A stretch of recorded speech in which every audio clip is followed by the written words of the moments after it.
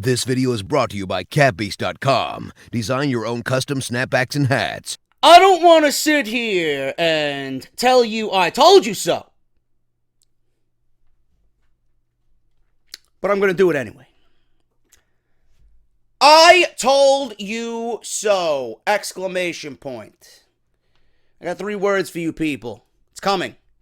Fatal 4-way. It's coming.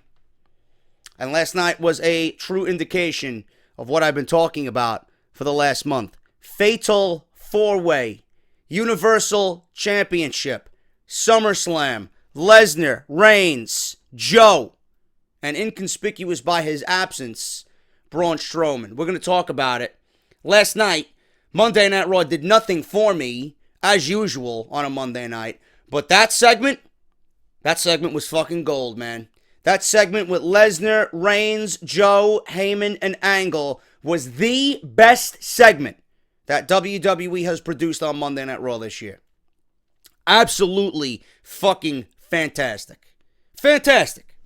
And again, if last night was any indication of anything going into SummerSlam, it's that Samoa Joe will be in the main event of SummerSlam. Whether it's one-on-one, whether it's the Fatal 4-Way that I've been predicting for the last month, Joe is going to be in the main event. Because when you got fucking the crowd, you know, very different from just only a month ago. When you got the crowd chanting along to Samoa Joe's theme song with his name, you got a made man. You got a man that you cannot ignore anymore. You got a man who belongs in the main event of SummerSlam. Just based on that fact alone. And we're going to go over it, we're going to talk about it, and we're going to go over how what I've been stating for the last month could very well be happening starting next week with Braun Strowman going into SummerSlam. Fantastic fucking segment, man.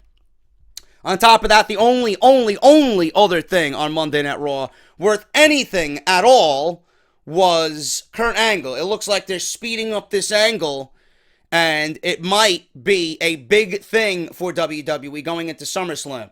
Kurt Angle on the phone with this mysterious individual. Whatever news is going to break next week could ruin him, right? It could ruin his life. It could ruin his marriage. Whoever's going to show up on Monday Night Raw next week is going to be a big deal. Now, I hope it's not Stephanie, because then I would have to take a shot of bleach, because she is just absolutely cringeworthy and makes the show even worse than it already is. You know, will we see Triple H come back? Are we going to get the rumored Triple H versus Kurt Angle match at SummerSlam? Or, this is way out of left field, and I first heard it on the Sound Off with Solomonster. Haven't heard anybody else mention it, and if this comes to be true, the guy's got to be a fucking genius, or a fucking fortune teller or something, you know? But with the Kurt Angle 24 special that debuted after Monday Night Raw last night, we seen one individual who was never seen on WWE television give her opinion about why Kurt Angle is a legend. Why Kurt Angle is so great. That individual was Dixie Carter. People are actually saying that Dixie Carter is the one who is going to show up next week on Monday Night Raw. Now, it's not out of the realm of possibility. It could very well be Dixie Carter. In fact, I hope that it is. Because it would be, what the fuck?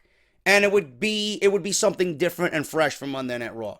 Because if it's Stephanie McMahon, it's going to be like, oh, God. You know, I know they have unfinished business back in the early 2000s with the Triple H, Stephanie, Kurt Angle, love triangle. But, I mean, who gives a shit? I mean, who really gives a shit? I don't want to see any of that nonsense on Monday Night Raw. I don't want to see Stephanie on Monday Night Raw. It's been so great not seeing Stephanie on Monday Night Raw. If it leads to something with Dixie Carter, listen, it's different. It's out of left field. It's something that we didn't think was going to happen on Monday Night Raw. Or that we would ever see on Monday Night Raw. But most importantly, it's different. And I heard it Sunday when I was listening to his podcast. And if that becomes a reality, man, that's one fucking solid prediction right there. Because I haven't heard that from anybody else. But we're going to go over all that. And those were the only 2 things really worth anything on Monday Night Raw. We got more teasing from Matt Hardy about being broken. Jeff actually sang the classify yourself as obsolete shit on Monday Night Raw. So they are becoming broken sooner rather than later for sure. We'll talk about how the Revival is going to play into all that. Something else that I predicted as well a couple of months back. The Revival was on Monday Night Raw last night. We got Finn Balor and Elias Sampson, hopefully one and done, finishing their feud last night on Monday Night Raw. The Miz now somehow transgressing his feud with Dean Ambrose into a feud with Dean Ambrose and Seth Rollins. Meanwhile, Seth Rollins is still feuding with Bray Wyatt. Bunch of shit to go over on Monday Night Raw review. We'll quickly go over all the non-important stuff, and we'll talk about the big stuff in depth right here on your review of Monday Night Raw. I am JD. Thank you guys so much for tuning back into the channel. If you're not following me on Twitter, at JDFROMNY206, hit that subscribe button down below with that bell for your notification. And when you hit that bell, make sure you have all notifications turned on so that you guys never miss an upload. And I do upload daily. If you guys want to support the show, patreon.com/JDFROMNY206. As little as $1 a month goes a long way. If you guys want to up your pledge to $3 a month, you guys got access to Off the Script Retro, where we talk about and review older WWE pay-per-views starting from 1992. We're talking about SummerSlam 1992, which should hopefully be released today. We got the Royal Rumble 1992 and WrestleMania 8 back from 1992, already live on Patreon right now.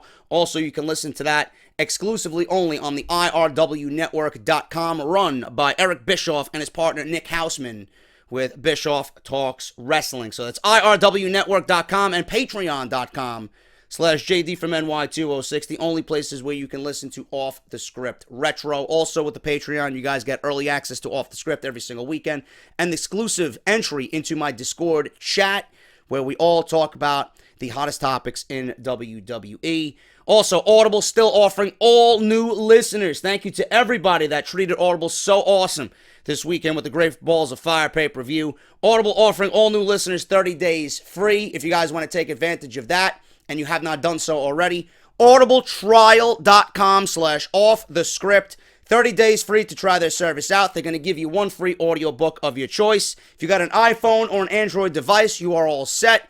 Go through the sign-up process, pick your book, and you are on your way to listening to free audiobooks courtesy of Audible just for listening to this show today. Once again, it's audibletrial.com/offthescript. Great sponsor of the show. And thank you to everybody that's taking advantage of this new sale, apparently. I don't know how long it's going to last, but Pro Wrestling Tees was courtesy, generous enough, actually, to give me a code for you guys. And courtesy of Pro Wrestling Tees, you guys now have 20% off savings off everything on my online store on Barbershop Window, man. Go to barbershopwindow.com/offthescript and enter the coupon code JD17 for 20% off the entire shop, man. So if you guys are thinking about buying a t-shirt, get them now while the sale is still active, and get your shit for SummerSlam, man. There's 9 different designs on there. They ship worldwide, $19.99. Save yourself some money and look good while doing it, man. Barbershopwindow.com/offthescript, and make sure you guys enter the coupon code JD17 at checkout, man. Thank you to everybody for your love and support this weekend. We've seen some very, very good numbers, man. The best in a long time, thanks to the Great Balls of Fire pay-per-view. And that's what happens when the product is generating interest. Everybody feels it. You know, WWE's seen a lot of traffic on their websites and YouTube channels and social media. We felt it here as content creators. When you got a big-time fight like Lesnar and Joe, it's definitely felt by everybody. And I want to thank everybody who subscribed new this weekend. And it's going to be a great ride all the way up till SummerSlam, man. So thank you guys so very much. Let's run through this Monday Night Raw review, man. The show started off with Big Cass. Big Cass now obviously heel on his own. He comes out and pretty much states that he's serving up notice to everybody in the Raw locker room, from the bottom of the totem pole all the way to the top of the totem pole. And he's talking about the very top, meaning Brock Lesnar. That's what happens when you mess with Big Cass. He says he will hold the Universal Championship high above his head And he will be a future Universal Champion. He will main event WrestleMania. He will be on The Tonight Show. He will have his face plastered on posters and banners everywhere and will represent the WWE to the fullest every day of his life because nobody can touch him. Pretty damn confident with Big Cass. Might be a little bit premature, but I appreciate the confidence from Big Cass. And I'll tell you what. He might have just beat Enzo, and he might just be a new fish in this big pond by himself. It's great to have confidence. Might have been premature, yes. But last night with Big Cass's promo to start Monday Night Raw, that was the best I've ever heard Big Cass sound. He didn't sound scripted. He didn't sound robotic. He sounded genuine. And I believed every word out of his mouth. And if you can make me believe, then I think we have good things on our hands. That was the best Big Cass has ever sounded. Now, the segment was ruined when we heard, well, it's the Big Gay. You ruined the best promo of this man's career for Big Slow. So Big Show comes out, and Michael Cole says, oh, here's a man who's even bigger. I mean, really? Bad enough we got to see fucking Big Show come out and ruin this guy's promo. We got Michael Cole hyping up the Big Show as if he's somebody important on WWE television. Are you fucking kidding me? You know, I heard the Big Show is a big Destiny fan. I'd love to meet Big Show during SummerSlam weekend and be like, bro, you want to raid with me? I need help with Crota. I didn't know that. Big Show's a big Destiny guy. I wonder if he's going to be on Destiny too. Maybe we can recruit him for the Destiny squad, the raid team. I don't know. I would actually ask him that if I met him in person, even though he probably fucking hates me. Like, aren't you the guy with the get off my TV shirt? Yeah, go fuck yourself. And then he'll choke slam me through a fucking table. Anyway, Big Show and Cass had a stare down in the ring. Cass took the microphone away from his hand and started whispering something to the Big Show. All of a sudden, Big Show headbutts him and they start brawling. And that led to Big Cass retreating. So the rumors are indeed correct. It's Big Show going to be putting Big Cass over at SummerSlam.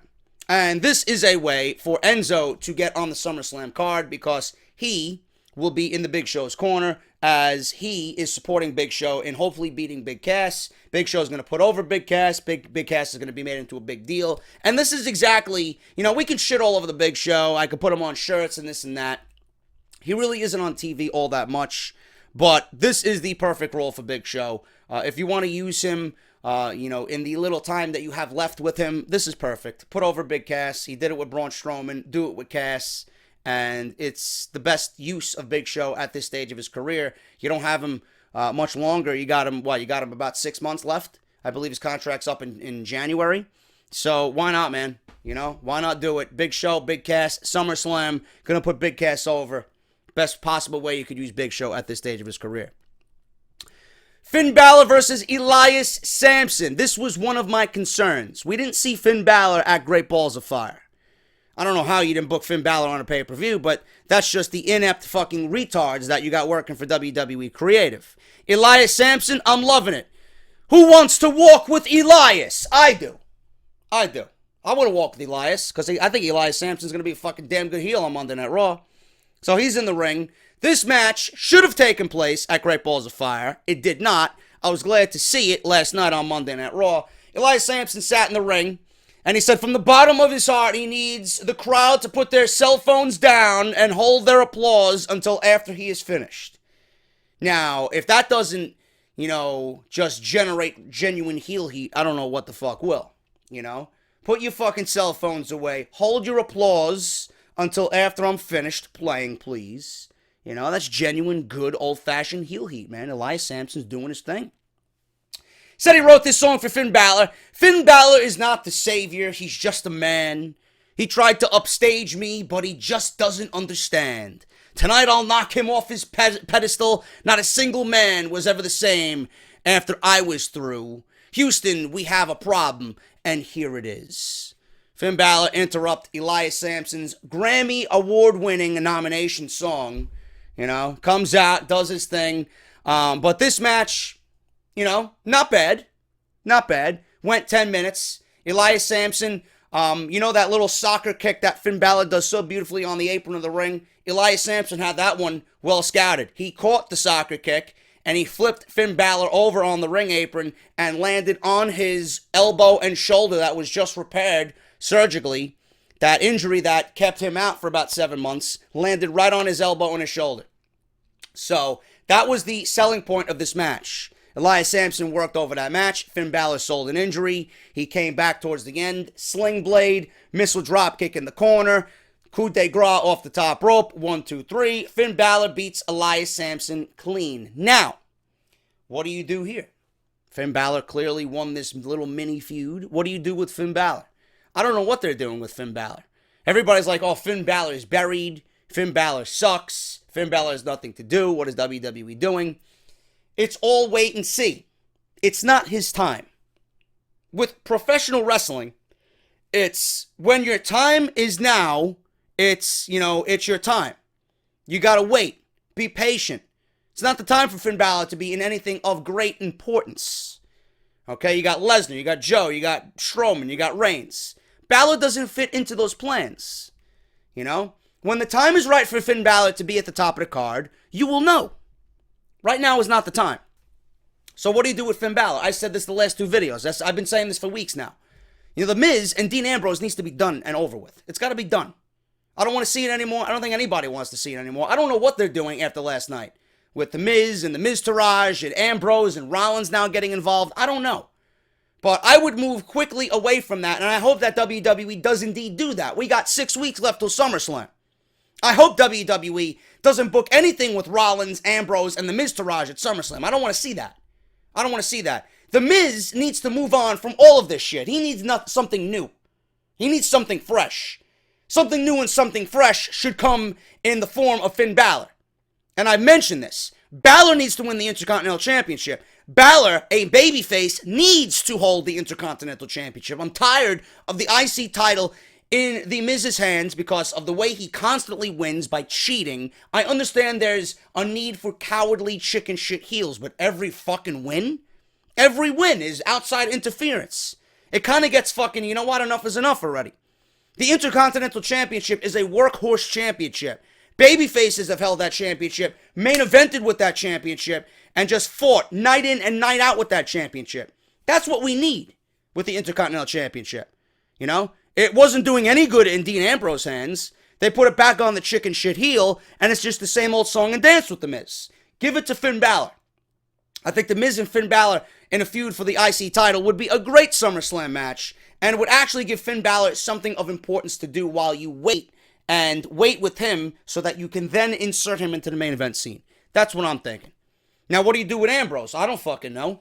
I don't know what they're doing with Ambrose, Rollins, Wyatt. I don't know why Wyatt and Seth Rollins are fighting. They were in the main event last night. Something to do with Seth Rollins' eye. So he wanted a rematch because Bray Wyatt poked him in the eye. Why are they fighting? This is 3 weeks now, and I still don't know why they're fighting. I wish I had some clear-cut indication as to why. Maybe I wouldn't be shitting all over it every single week. But what are you doing with these guys going into SummerSlam? It looks like right now, there's several people directionless going into SummerSlam. We got to try and figure out what the best possible scenario is for Rollins, Ambrose, even Elias Sampson, and Bray Wyatt. What are these guys going to do going into SummerSlam? I don't know. I just don't have any idea right now. Hopefully it comes to me. Hopefully it comes to me in this video and I can give you guys some decent booking possibilities and scenarios, but I don't know what's going on. But regardless of that, I think Finn Balor should be challenging for the IC title.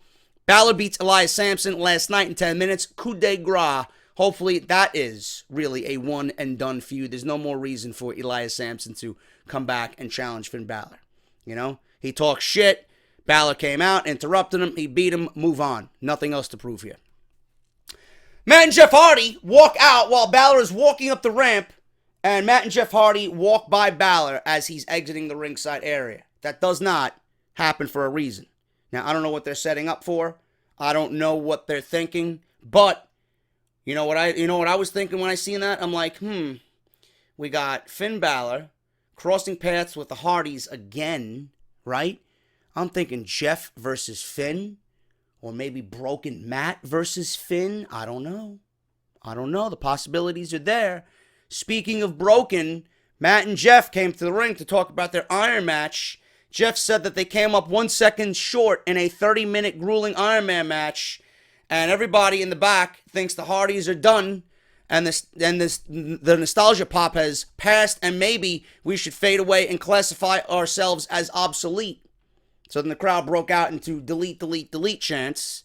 They smiled because of what the crowd was saying. Matt said they came out here to make a proclamation. He broke into his broken Matt accent just a little bit. Not too much, but just a little bit. And he used the word like proclamation. You know, Matt Hardy, normal, is not going to be using words like proclamation. He said the Hardys aren't going anywhere, and they have only begun to make magic in the WWE. Carl Anderson and Luke Gallows want to get in on this. They said it wasn't other tag teams who said they were done. It was them.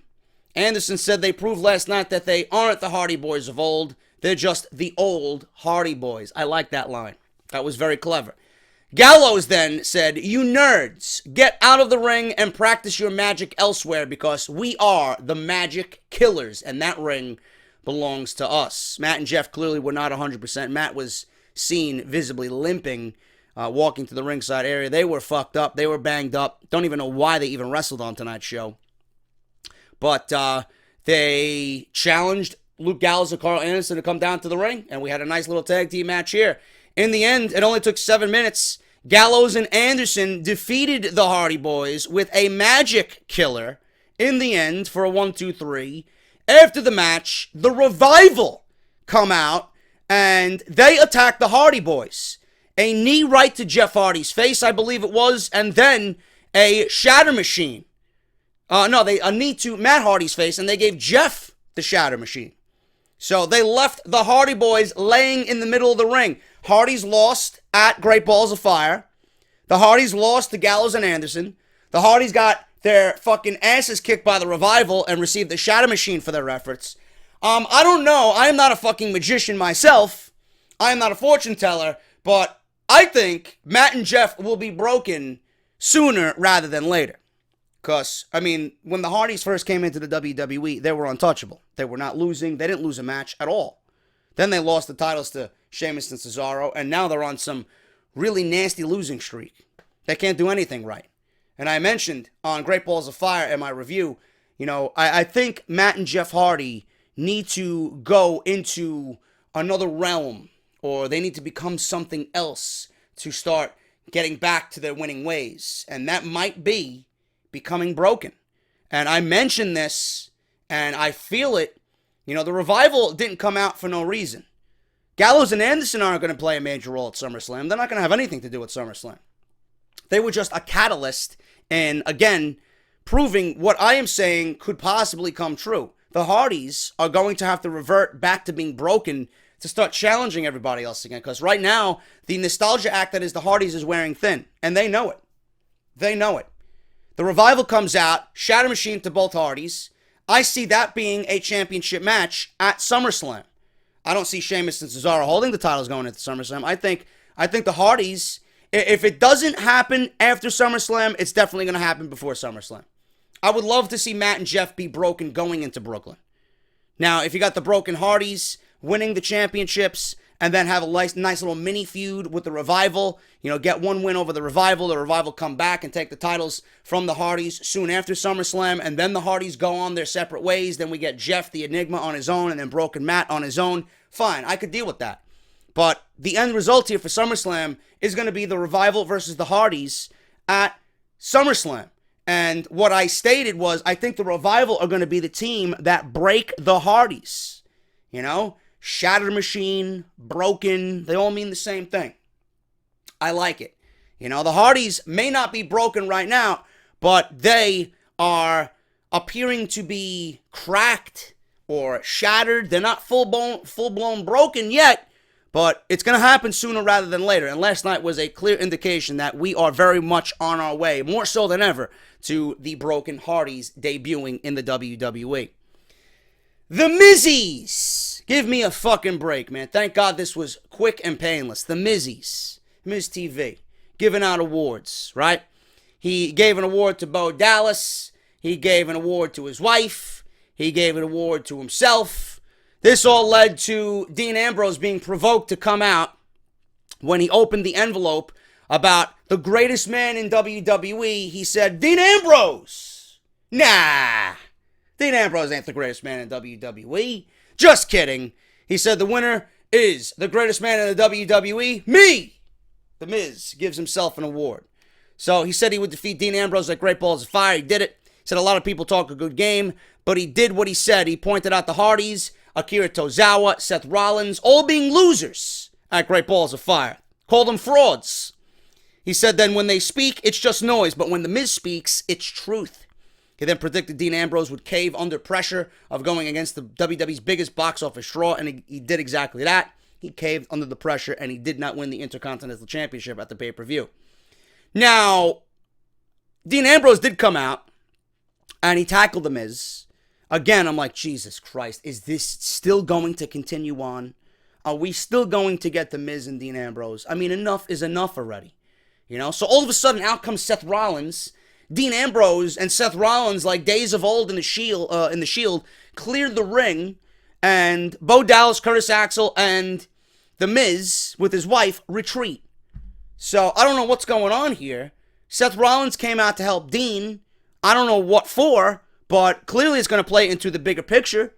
I don't know how long Seth has with Bray Wyatt. I can't see them going on for fucking 6 weeks going into SummerSlam, you know? So WWE looks to be, right now, having Seth Rollins do two different storylines. He's got to get his win over Bray Wyatt, right? Because Bray Wyatt and Seth Rollins had a match at the pay-per-view. Wyatt won there clean with a Sister Abigail.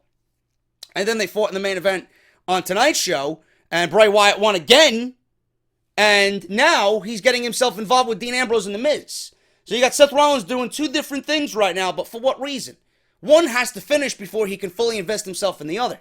Hopefully the one with Bray Wyatt finishes, because I don't know what the fuck they're fighting over. You know? Maybe this leads to Seth and Dean, you know, beating the Miz Taraj, and then they get into a little mini feud. I don't know. But this is why I want Finn Balor to take the Intercontinental Championship. This is why I want a babyface having the Intercontinental Championship. The Miz doesn't need the Intercontinental Championship anymore. He's not doing anything for the Intercontinental title at all. With Finn Balor holding the IC title, the amount of feuds that we get with Balor, the babyface, holding the title are a lot more intriguing than if you have it with The Miz. Finn Balor versus Dean Ambrose, Finn Balor versus Seth Rollins, Finn Balor versus Bray Wyatt. I like those matches compared to what we would get with The Miz, you know? But it is what it is, man. I don't know what they're doing right now. I don't even think WWE thinks they know what they're doing. So we'll see what happens. Seth and Dean cleared the ring. After that, we had Dean pretty much ask Seth, listen, stay out of my business and I'll stay out of yours. I don't need your help. So I don't know what's going on with that. There's a little, angry, resentment still there, because of what Seth Rollins did with the Shield. Dean Ambrose even mentioned, you caused all this. You caused this attitude. You caused this rift between us. I don't trust you. I don't trust you. And it stems back from when Seth Rollins turned his back on Reigns and Dean Ambrose. I like that WWE's playing up that fact. I like that Dean Ambrose is, not forgetful of shit like that. Well, because he's Seth Rollins and he came out to help him. Listen, I still don't trust you, based on what happened. I like that. So you stay out of my business. You fight your battles and I'll fight mine. Seth Rollins didn't really understand why. He said, okay, and he was understanding of Dean's anger. So very interesting, man. We'll see what happens. But they did mention, or Ambrose did anyway, there's not going to be a Shield reunion. Stay out of my business. So pretty interesting, man. I just don't know what WWE's going to do because Seth right now is feuding with Bray. Dean is still very much feuding with The Miz. I wish it was all over. But adding Seth to this does make it a little different. But I just wish Dean and Miz were completely away from each other and both men would move on to something different. We got Baily and Sasha Banks versus Nia Jax and Alexa Bliss. Baily actually pinned the champion here. Holy shit. In the end, Jax tried to give Sasha a running knee into the barricade on the outside. Sasha moved. Meanwhile, in the ring, Baily rolled up a distracted Alexa Bliss. The champion, again, looking like a complete buffoon. Who gives a shit what is going on the outside? Keep your eyes on what happens in the ring. Too many times WWE makes their fucking champions look like a bunch of fucking idiots. right? So Baily takes advantage. She rolled up Bliss with a distraction roll-up. She pinned the champion, which I don't mind. I really don't mind at this point, because Alexa, she kept the title last night at the pay-per-view, or the night before, rather, on Sunday night. And now she comes back. She's like, yeah, I'm the fucking queen bee here. I'm the champion, right? But Baily pinned the champion now. I don't know if that's going to mean anything for Baily. I don't think it will. Sasha Banks is pretty much going to get the title shot again at SummerSlam. Hopefully there's some type of stipulation. But we really didn't get anything between Sasha and Alexa to further their ongoing issue. But I do still think it's going to end up being Sasha Banks and Alexa Bliss at the pay-per-view at SummerSlam. And maybe there'll be some type of stipulation involved there because Alexa Bliss did get herself counted out intentionally. Maybe, like I said, we get a no DQ match or a false count anywhere match because the match that they put on was very good, So I would like to see more of that. And I think both women could really thrive in a false count anywhere type of situation. Let them fight all over the fucking Barclays Center. I don't give a shit, right? They did that with Charlotte and Sasha on Monday Night Raw this year, right? So why not? Let Alexa and Sasha just fucking tear, the Barclays Center down. I think it would be great for the title. Then you can have Sasha win the title. You can move her on to Nia Jax. You build Emma up in the meantime. You get Emma and Sasha Banks towards the end of the year. And then, like I said, you turn Sasha heel at the turn of the new year. And you build Baily up in the meantime. And you have a babyface Baily trying to overcome all the odds. You book her the way that she's supposed to be booked. And you have Sasha Banks turn heel on Baily. And you have that be the main attractor for the women's division of Monday Night Raw at WrestleMania 34. That's the way I do it. There's more than enough challenges right now for Sasha Banks to keep her busy if she was champion. You got Alexa Bliss still there. She ain't going anywhere. Nia Jax could have a nice couple-month feud. Emma, right? Emma and Sasha Banks, I think, would tear the fucking house down. I'd love to see that. You have Sasha Banks stay busy with those women, and then meanwhile you're building Baily up. Maybe you get Baily and Alexa Bliss back in a feud, and you build her up the right way this time. Baily and Naya, and then you build Baily up, and you have her win the title at WrestleMania. That's the way I see it. I think that's the best way to go about it. So we'll see what happens. Goldust and R-Truth, 6 minutes. Absolute waste of time. Goldust wins with the Shattered Dreams. Nobody gave a shit. Crowd was fucking dead silent. It's as if you went to a fucking cemetery and you were paying respects to a loved one. Nobody cared. Silence. You sat there in silence. The crowd sat there in silence in Houston. Nobody gives a shit. Goldust, though, did come out with the robe. Slowly but surely they're adding more pieces to his ensemble. Right? Now, just give me the wig and we got old school Goldust back. He's got the fucking outfit. He's got the robe. Where's the wig? But Goldust got to get away from R-Truth, man. If you want Goldust to be taken seriously, you got to make him vicious. You got to take Goldust and move him away from this fucking clown R-Truth. This guy's a waste. An absolute waste. Goldust will never get over fighting someone that the crowd doesn't give a shit about. I don't think the WWE is fully invested in Goldust. I don't even know why they brought Goldust back. If you're not going to give this guy the tools to recreate the magic that he did in the late 90s, then why the fuck are you even bothering? Are you going to do anything with this guy? Are you going to do anything with him? I can see Goldust challenging for the IC title if you build him up correctly, I would love to see... WWE needs to go back and give me the Goldust that we've seen. Maybe not on the level where he's fucking making out with Ahmed Johnson or fucking feeling up Razor Ramon all over the place, But I would love to see some resemblance of what we've seen with Goldust back in the late 90s. I could picture Goldust and Finn Balor, a heel Goldust, a vicious Goldust.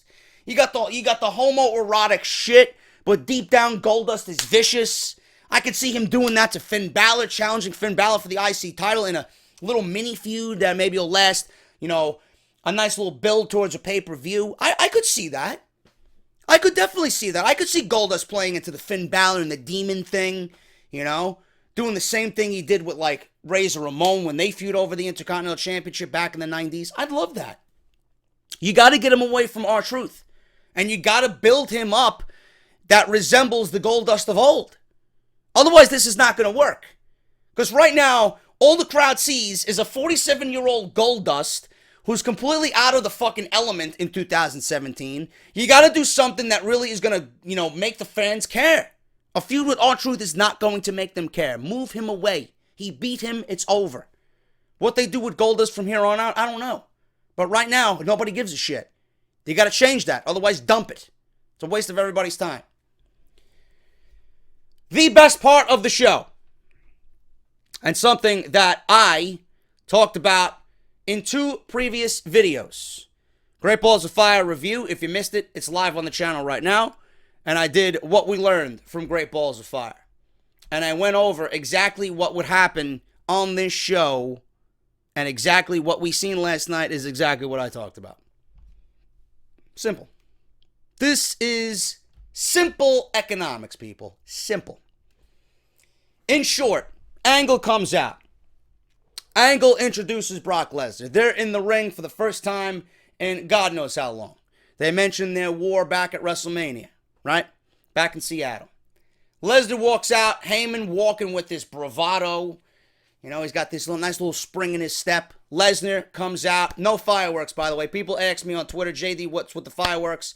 Meltzer reported there is no fireworks because WWE is cutting cost. So they figured, you know what? Let's get rid of the fireworks. Now we know why we didn't hear Shinsuke Nakamura with that fucking invisible fireworks shit during his entrance. WWE cut all fireworks. Good. Good. Get rid of it. Lesnar walks out with Paul Heyman. And Kurt Angle says 14 years ago at WrestleMania, Lesnar beat him for the WWE Championship. Said he probably took years off his career with that match. Lesnar smiled. Angle said Lesnar gets better and better every single year. Physically, he might, but in the ring, no. I know Lesnar's capable of more. We just don't get any more from Brock Lesnar. Angle said he thought Joe might take him out, but he was wrong. He congratulated him for still being champion, and Brock Lesnar shook Kurt Angle's hand. Heyman then said, Angle, Brock Lesnar. Okay? Lesnar, Mr. Angle. We got Angle wanting to talk about SummerSlam opponents for Brock Lesnar. So Paul Heyman said, listen, I didn't come out here to do a Monday Night Raw creative meeting leading into SummerSlam. We don't volunteer our services for brainstorming in public. I know you're fitting into your new corporate role with your suit and tie, and you have all these personal problems. So, you know, they leave the corporate decisions and personal problems to you, and we are going to go do what we have to do. You know, we're not here for anything else but that. So they bid him a pleasant evening, and as soon as Brock Lesnar was leaving the ring, out comes Roman Reigns.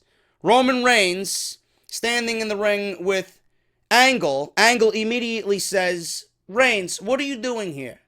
You don't deserve to be out here. You have no reason for being out here after what you did, after what you pulled last night. So I like what Reigns said next. He's like, I'm in the ring with Kurt Angle, Brock Lesnar, and Paul Heyman, who's the father of hardcore, and I went too far?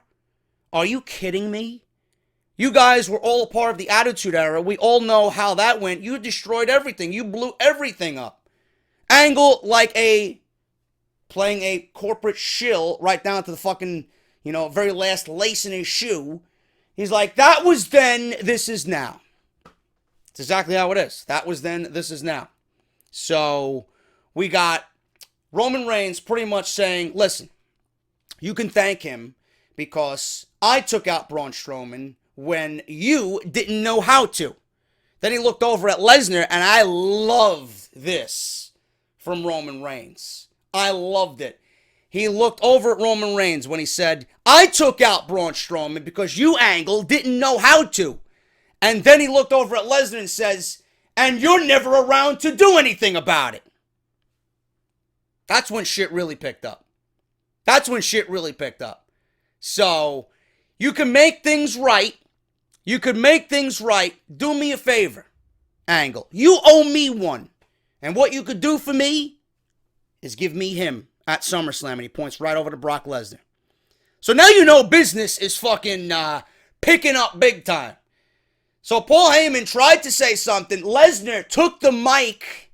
Yes, Lesnar took the mic out of Paul Heyman's hand. And you know when Lesnar's about to speak, shit is about to go down because the man never says a goddamn fucking word.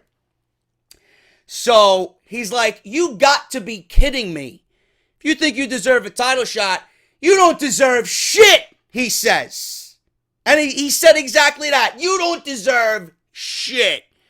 He's like, this is as close as you'll get to the title. Quick, painless, fucking laugh my ass off. You don't deserve shit. Loved it. Absolutely loved it. Samoa Joe's music hits. And if you guys don't think Samoa Joe is over with the crowd, when he walks out, people are now chanting Joe along to the beat of his theme song. WWE has made a monster, and a believable monster, in Samoa Joe. And the fans have picked up on it in the last 4 weeks. So there's no way you are not going to include Samoa Joe in the main event of SummerSlam. The crowd wants him. The crowd wants to see him. And WWE needs to deliver Samoa Joe. Joe walked out. Now, at this point, I want to make sure you guys are aware. Reigns said what he said. Reigns said, what he said, and it got over. It was great. He played his role good. But when Joe came out, I want you guys to be aware of this. And if you DVR'd it or if you're going to watch it on YouTube, I want you guys to just take a scene. Take in the scene. You got Heyman, you got Angle, you got Lesnar, you got Joe, and you got Reigns. When Joe came out, Roman Reigns looked like a pitiful fucking third wheel. It's like you're out with your fucking girlfriend and you invite your best friend and he's just fucking sitting in the corner, drinking a fucking, drinking a beer. He's looking around, Oh, man, that girl at the bar looks hot in the red dress. Chris, you think I should go up to her, man? You think I should go up to her, man? Man, why aren't you paying attention to me, man? I should have stayed home, man. I don't want to be out here, man. Meanwhile, your fucking buddy Chris is fucking making out over there with his girlfriend, fucking sticking his tongue down her throat, getting ready to get laid, right, later on. You don't give a fuck about your friend. Go do what you want to do, you fucking asshole. I'm over here busy. Don't you see me? Fucking asshole. Why'd you come out anyway? I didn't invite you. So Reigns is looking like a pitiful third wheel. He's just standing in the back, just looking around, laughing and smiling. When Joe came out, that entire segment was all on Joe and Lesnar. Reigns, fuck that guy. He wasn't even of importance at that point. He served no purpose at that point. That's how much Joe is in command right now. That's the point I'm trying to make. Joe is in command. Joe came out and pretty much said, listen, we need to get back down to reality. So Lesnar was still with the mic in his hand. He's like, listen, the reality is I kicked your ass last night. So the crowd was loving this, man. Oohs and ahs everywhere. It was fucking fantastic. Joe stood in Lesnar's face and told him not to worry about that because sooner or later, I'm going to put your ass to sleep. He told Lesnar, if he's honest, he didn't beat him last night. You escaped me. That's exactly what he said to Brock Lesnar. You didn't beat me last night. You escaped me. Beautiful line. Now, Angle was in between them. He was holding them back because they got fucking nose to nose. They got nose to nose. Lesnar was all smiles when Reigns came out. When Joe came out, Lesnar was fucking pissed. That's the difference. Reigns is a joke. Lesnar and Joe, that's what we want to see. Lesnar's body language said, let's fuck this guy. Fuck this guy, Reigns. Joe was here. That fucking smile went to fucking right, straight dead looking at Joe with no fucking smile on his face, man. Lesnar said, oh, yes, I did. This is for real, Joe. Joe turned to Reigns and says, listen, well, I'm going to put your ass to sleep. He told Lesnar, if he's honest, he escaped me. Right? Angle stood between them. Lesnar says, yes, I did. This is for real, Joe. Joe turned to Reigns and says, he never beat him either. So Joe is like, you escaped me and you never beat me. So Joe's fucking throwing fucking bullshit at everybody. He wants his rematch. Heyman then took the microphone, says, listen, Roman Reigns, to me, deserves a title shot. This is the man who put The Undertaker on his mantle. He beat him at WrestleMania. So we got now Reigns deserving a title shot, according to Paul Heyman.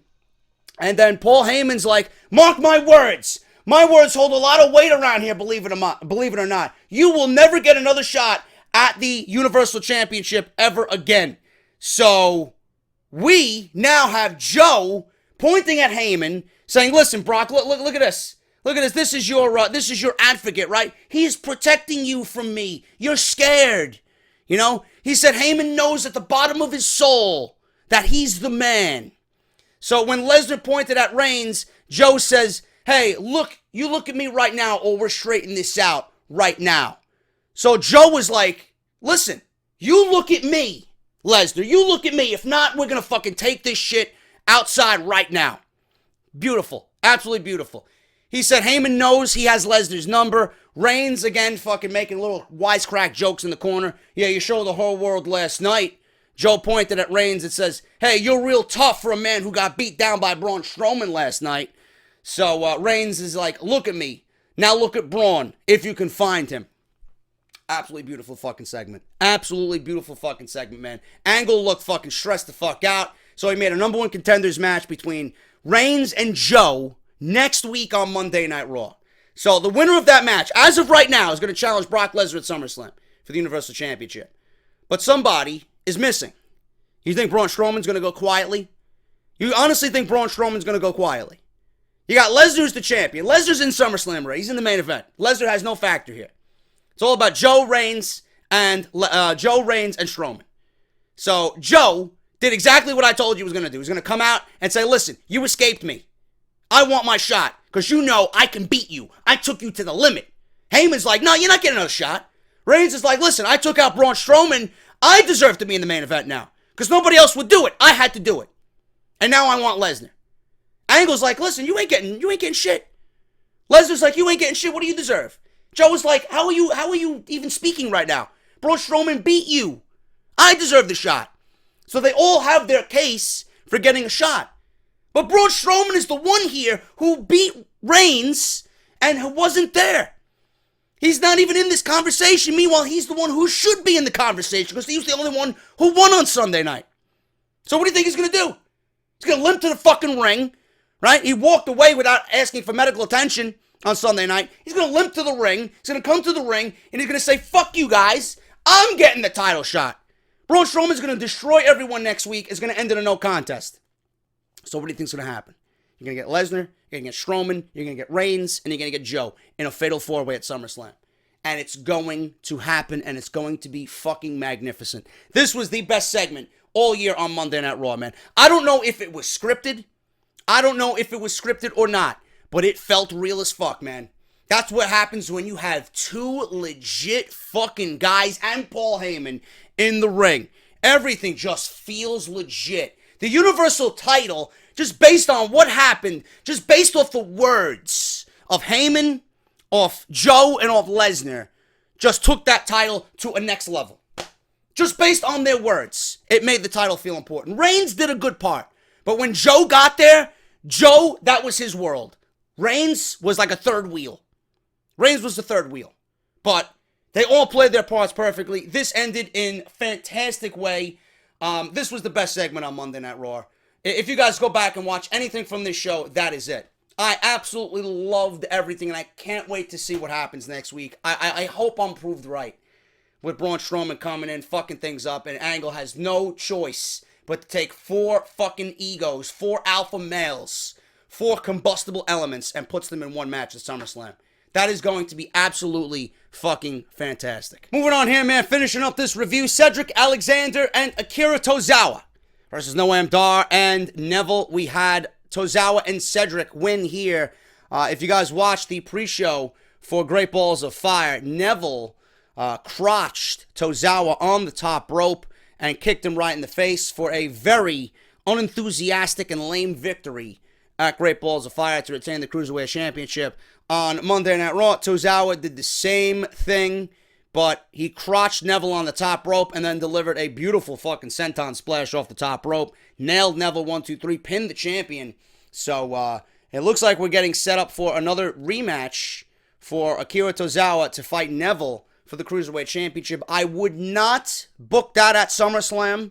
I would actually go a step further than that. I would have the rematch take place on a 205 Live episode, and then I would book Neville in something completely different. I pitched a 6-man ladder match with Tozawa, Cedric Alexander, Neville, Jack Gallagher, TJP, and Rich Swann for the Cruiserweight Championship. That match alone would get a lot of eyes on the Cruiserweights. It would let them just be free to do whatever the fuck they want. And I think it would be a great way for Neville to not be pinned. And if they want to take the title off Neville, that's a great way to do it. Ladder match. It's anybody's guess. Unpredictability. I think that's a great match, and I hope WWE takes that into consideration. Because another one-on-one match, it's not going to get treated with the respect that it needs to. WWE has failed the Cruiserweights since its inception last September, and I don't see Akira Tozawa being the guy to pin Neville clean. I just don't see it. Nobody's done it since he's won the title. I don't see Akira Tozawa doing it either. If Austin Aries didn't do it, Akira Tozawa should not do it. So Tozawa and Cedric win.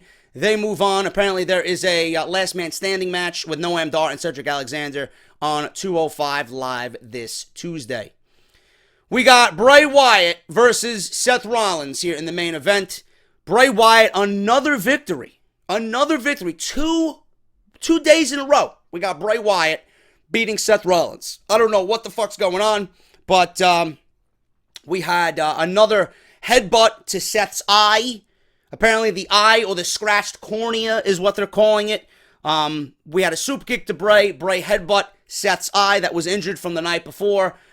So we had Bray then move on to give Seth a sister Abigail for the 3 count. Bray Wyatt wins. After the match, Bray left. He disappeared. We got Miz, Bo Dallas, and Curtis Axel coming down to attack Seth Rollins 3-on-1. Dean Ambrose came out to make the save with a steel chair. He started beating the shit out of the Miz with a steel chair. Bo Dallas, Curtis Axel fled. They saved the Miz from a further beatdown of Dean Ambrose. So we had Dean Ambrose and Seth Rollins in the ring to close the show. So I don't know what's going on with that. I don't even know what WWE is thinking right now as far as what's going on with Dean Ambrose and the Miz going to the SummerSlam, and now they're including Seth Rollins. I don't know. Are they going to continue Seth Rollins and Bray Wyatt? I don't know where they're going with this. They got Seth Rollins doing 2 different things now. So we have to see what happens. Again, a little intrigue there, but I don't know what's going to come of it because we got 6 weeks left to go till SummerSlam. To close the show, Angle was shown backstage on his cell phone right when they rolled the closing credits. He told someone to come to Raw next week so that they can both discuss this matter. He says they have nothing to be ashamed of and he's proud. Why don't you come here next week and we'll tell the whole world together. Whatever happens, happens. I love you. And Angle took a deep breath, and the show went off the air. I don't know if this is going to lead to Stephanie McMahon coming back next week. I hope not. I can't see Stephanie McMahon in a demoralizing role. I see her more in a role that Angle is kind of losing control over everything. He's letting his personal demons kind of filter into the job, and Monday Night Raw is not running the way it should be run. You know, I don't see Stephanie McMahon really playing that type of role. But if WWE wants to do that and have it lead to a match with Triple H, by all means, whatever, you know. Hopefully they make it into something that we can tune in every week and want to see. The other thing that's being talked about, and I heard it from Solid Monster's podcast, and he's the only one that I heard it from, but people have joked, as of this morning, people have joked, because Dixie Carter was on the 24 special with Kurt Angle, and she did a nice little interview piece on there. That was her first time on WWE television. She met Stephanie McMahon. I don't know if it's leading to Dixie Carter coming into the WWE because she has nothing to do with TNA anymore. TNA doesn't even exist anymore. It's Global Force Wrestling. So maybe WWE is a little bit more open to using the TNA name on television, being that it doesn't exist anymore. Maybe they're open to use Dixie Carter on WWE television, being that she doesn't work for the company anymore. Because Dixie and Kurt Angle do have a history together. I don't know what it could be. You know? I would rather it be Dixie Carter because Stephanie McMahon just brings everything right back to the way it was. Boring. I don't want Stephanie McMahon on Monday Night Raw. Stephanie McMahon does nothing good for Monday Night Raw. And I'm talking about Stephanie's character. It does nothing for me. You know? If it leads to a match with Triple H and Kurt Angle, fine. But I don't want the Authority taking over Monday Night Raw. I don't want any fucking possibility of the Authority taking over Monday Night Raw again. I don't want Kurt Angle and Triple H to fight for control of Monday Night Raw. It's the same old shit. Then we get back to the Authority on Monday Night Raw, and it's going to be the fucking same garbage that we seen for the last 4 years. Nobody wants to see that. I would rather Kurt Angle be put in a precarious position because of Dixie Carter and an affair that he had with her that's going to ruin his personal life and his marriage. You know? That's what I would like to see. That would be different. That would be fresh. Instead of going back to, you know, Stephanie coming back and Triple H coming back and challenging Angle for control of Monday Night Raw. Whatever. If Dixie Carter comes back, it's something that we haven't seen before. It's a ballsy move, something that we didn't think WWE would even contemplate. I would love to see it. You know? I think it would be great. So next week, WWE is giving you a reason to tune in. You know? We got the same shit next week. We got the Angle revolving Kurt Angle. Who's going to show up? Who is he inviting to Raw?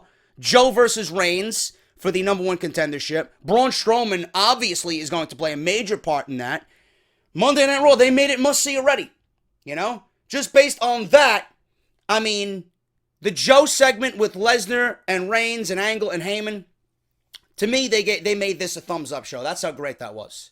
The Angle stuff is intriguing because we don't know who's going to show up. It could be Dixie, it could be Stephanie, it could be Triple H.